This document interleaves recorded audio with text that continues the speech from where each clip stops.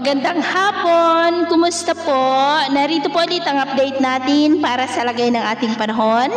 Ngayong hapon po ng January 26, 2024 na kung saan sa ngayon ay patuloy pa rin natin na binabantayan ang banta ng sama ng panahon na nabuo nga po ang sirkulasyon dyan sa may southeastern part ng Mindanao na nakakawit po sa shear line. Sa ngayon ay mababa pa naman ang tsansa nito na mag-develop dahil sa malakas na presensya ng amihan.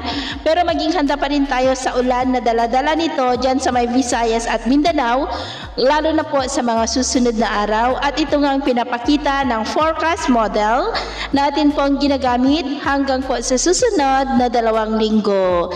At sa lagay po ng ating panahon, ngayong hapon ay maayos pa rin ang panahon sa malaking bahagi ng ating bansa, pero may tsansa pa rin ng maulap na kalangitan with at times heavy rain sa malaking bahagi ng Mindanao, lalo na po sa may Zamboanga Peninsula, Northern Mindanao, Caraga, Davao Region at Sorsogon, at maulap na kalangitan rin na may mga mahihina na kalat-kalat na mga pag-uulan sa ilang bahagi po ng Cagayan, Isabela, Apayao at ilang bahagi po ng Kabisayaan. At mamayang gabi ay posible pa rin ang mga isolated rain sa ilang bahagi ng ating bansa, lalo na po dyan sa may Mindanao.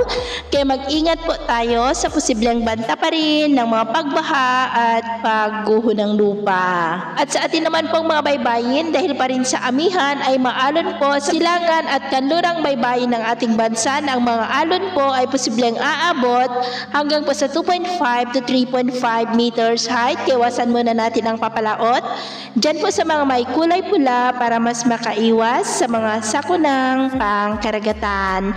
So yun po ang latest update natin sa araw na ito. Ako po muli si James na nagsasabing sa kahit anong pagsubok po na darating sa ating buhay, huwag na huwag po tayong mawawalan ng pag-asa. Thank you and God bless!